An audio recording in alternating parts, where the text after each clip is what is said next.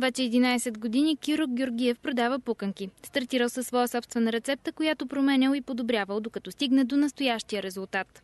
Това е до нюхна търговия. Не може всеки да прави. Тя е проста работа, но за умни хора. Не е за всяка остала жица. Мнозина определят начинанието му като изключителен бизнес, а той скромно казва, че всичко е до търговския му нюх. Преди да започне да прави пуканки, той работел в БДЖ. Взимал съм си от някъде. На времето съм бил някъде, взимах си го. Написал съм си го в тефтерчето. Като ми стана нужда, потърсих го, открих го.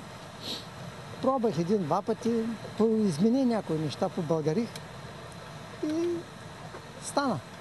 Навярно едва днес мнозина хора ще научат как се казва този човек. За варненци той е познат като... Цялото пред свейка ставих хубавите пуканки във ванна. Така се казва. Не съм ги опитвал, сега ще си ги поръчам и ще ги опитам. Много са крехки, много са хубави. От друго място сме купували, няма такива. И затова постоянно от тук си купуваме.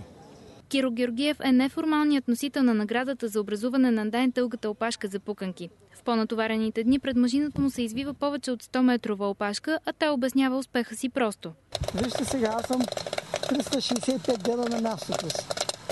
Когато свети фенера на заведението, значи то работи. Щом не свети, няма. Аз съм от тия, дето свети винаги. И трябва да се работи.